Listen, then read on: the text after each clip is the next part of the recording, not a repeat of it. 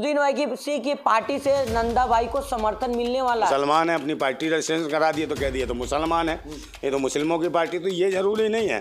तो आप मुझे बता दो कि अगर कांग्रेस है, कांग्रेस तो अंग्रेज ने बनाई थी, तो अंग्रेजों की पार्टी कहो आप उसे। तो ओबीसी हैं, संविधान पे बोलते हैं, लोकतंत्र की बहाली के लिए बात करते हैं और हर जमहूरियत के हर इंसान को आगे बढ़ाने की बात करते हैं वो, तो मुझे लगता है वो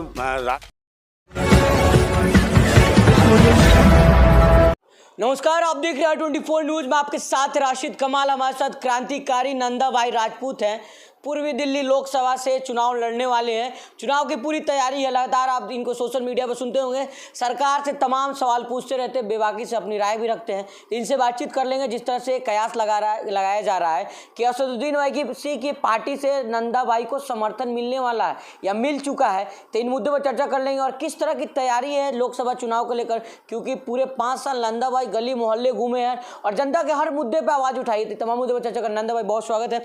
किस तरह की तैयारी है आपके चुनाव को लेकर के? देखिए, चुनाव लड़ना पूरे पिछले 10 साल से और उससे पहले भी चले जाओ, कांग्रेस की सरकार है रही, कहीं ना कहीं जो देश का जो मेहनत का जो व्यक्ति है, जहाँ मेहनत कश लोग हैं, चाहे किसान हो, मजदूर हो, या हम तो दिल्ली की बात कर रहे हो, तो दिल्ली में तो मेहनत कश वो है जो छोटे छोटे फैक्ट्रियों में जो काम करते थे, लघु कुटीर उद्योग थे, वो सब बंद करा दिए इन्होंने। और कहीं ना कहीं चाइना का जो माल है, हमारी जो मार्केटिंग है, उस पर कब्जा है।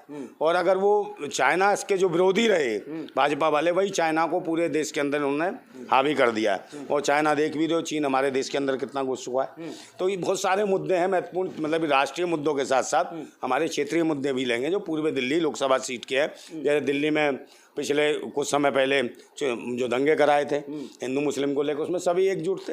आप देख ही रहे थे कौन कौन लोग थे उसमें। आम आदमी पार्टी भी थी, यही केजरीवाल थे जो चिल्ला रहे थे दिल्ली में दंगा होने के बाद, कहने लगे भाई ये हनुमान पढ़ाएंगे, ये तीरथ करा रहे हैं अब। और तीरथ कराने के बाद वहाँ गुजरात गए थे, कह रहे लक्ष्मी गणेश की फोटो छाप दो नोट के ऊपर। तो मैं तो ये पूछता हूँ यार, आते कहाँ से ऐसे लोग? लेकिन सबसे अहम सवाल ये है, पहले हमको ये सवाल लेना चाहिए था कि लगातार जो कयास लगाया जा रहा है कि असदुद्दीन ओवैसी की पार्टी आपको समर्थन करने वाली है या समर्थन कर दी है, क्या है मुद्दा, आप एक बार बता देते? देखिए, हम तो ये सभी चाहते हैं, हम तो चुनाव में जा रहे हैं और लगता है जो राष्ट्र हित में जो काम कर रहे हैं, राष्ट्र हित में, देश हित में बात करते हैं। चाहे संविधान ओबीसी हैं, संविधान पे बोलते हैं, लोकतंत्र की बहाली के लिए बात करते हैं और हर जमहूरियत के हर इंसान को आगे बढ़ाने की बात करते हैं वो, तो मुझे लगता है वो राष्ट्रवादी लोग हैं और राष्ट्र हित में काम कर रहे हैं और अपने देश के हित में काम कर रहे हैं। सिर्फ उनका यह है कि मुस्लिम एक चेहरा है, वो मुसलमान है, अपनी पार्टी रजिस्ट्रेशन करा दिए तो कह दिए तो मुसलमान है, ये तो मुस्लिमों की पार्टी, तो ये जरूरी नहीं है। तो आप मुझे बता दो कि अगर कांग्रेस है, कांग्रेस तो अंग्रेज ने बनाई थी, तो अंग्रेजों की पार्टी कहो आप उसे।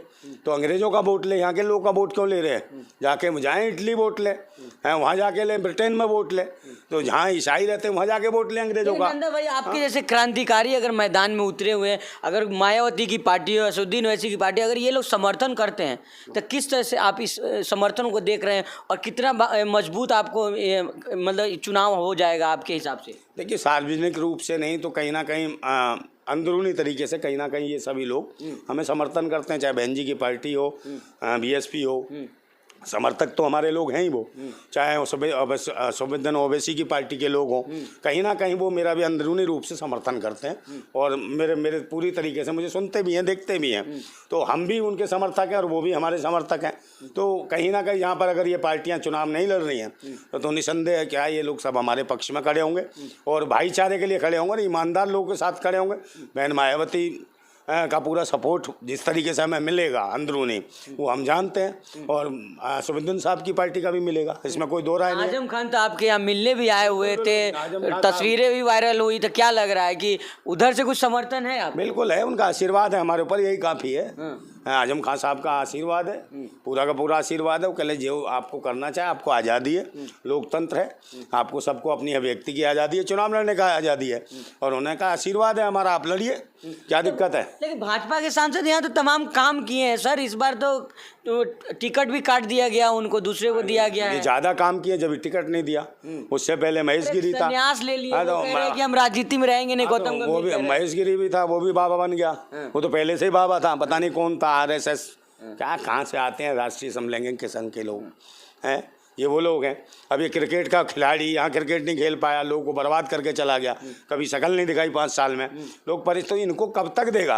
अब फिर एक और आ गया है, समझे नहीं, वो महापौर रहे, फलाने रहे, डिगना कोई हर्ष मेहता है, वो हर्ष मल्होत्रा करके वो आ गए। तो इनको कब तक ढोएगी देश की जनता या हमारे क्षेत्र की जनता? मोदी जी का चेहरा लोग देख रहे हैं सर। कौन सा? लोग कह रहे हैं कि मोदी जी को देखिए ना, आप यहाँ का सांसद थोड़ी चुन रहे हैं, मोदी जी को चुनिए। इस बार मोदी जी का चेहरा देखने के लिए इस चेहरे को एक वोट नहीं पड़ेगा। ये चेहरा जो है ना देश के लिए पनौती है, बेकार है, सड़ा हुआ है। देश की शिक्षा, स्वास्थ्य, रोजगार सब खत्म कर दिए। हर चीज पे इन्होंने अवतार है मोदी जी, देवी देवताओं के काय का अवतार है, विष्णु के अवतार है मोदी जी, विष्णु का अवतार है। और सबसे ज्यादा बलात्कार है इनके शासन में। आप देख ही रहे हो, देश की सीमा पे जो रक्षा करते हैं, पूर्व सैनिक की पत्नी के साथ क्या किया इन्होंने मणिपुर में, निर्वस्त्र तोड़ाया, सामूहिक रूप से क्या करा, ये पूरे देश की जनता जानती है। बनारस हिंदू यूनिवर्सिटी में हिंदू दलित बेटी का बलात्कार हुआ, उसको न्याय नहीं मिला। और इनके वो कौन थे? भाजपा के पदाधिकारी थे वो लड़के जिन्होंने बलात्कार किया, और वो भी कहाँ के? मोदी जी के लोकसभा क्षेत्र के, मोदी जी के खास। तो ये हालत है देश को, जो प्रधानमंत्री देश को 140 करोड़ को परिवार कहता है और अपने घर की पत्नी को परिवार में सम्मिलित नहीं करता है। तो ये सोचने की जरूरत है कि किसको परिवार कहते हैं और किसको नहीं। तो भाजपा लेकिन तमाम जो कानून लाई है, अब जो है यूसीसी भी लागू हो गया, अब उत्तराखंड में, उसके बाद आप देख लीजिए कह रहे हैं कि एनआरसी भी लागू होगा, सीए हो ही रहा है। तो इतना सारा काम भाजपा की है, फिर भी आप लोग ये कोई काम है? ये कोई काम है? कोई मतलब है इनका? सुरक्षित हाथों में अरे जरूरत है भाई रोटी की, रोजी रोटी रोजगार के लिए लोग लड़ रहे हैं। इसके खाने पीने व्यवस्था, राशन तो मोदी जी दे रहे हैं, रोजगार क्या? किसका राशन?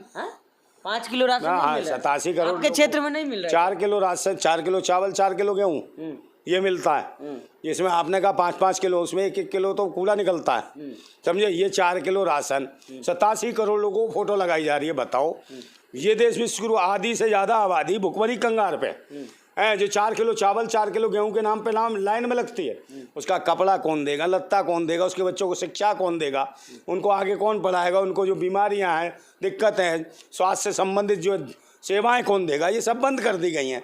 और तो और इनके शासन, जो इनके मित्र हैं, कौन कारपेट जगत के लोग, वो तो अपने बच्चों की भी अगर सगाई मंगनी करें तो वहाँ क्या होता है?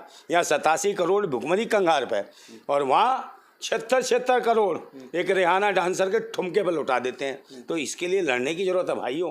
क्या ये देश का पैसा कहाँ बर्बाद हो रहा है? ठुमकों पे। और लोग, देश के 87 करोड़ लोग जो हमारे देशवासी हैं, देशभक्त हैं, जो असली राष्ट्र के बच्चे हैं, उनकी ओर कोई ध्यान नहीं दे रहा, उन्हें भिखमंगा बनाया जा रहा है।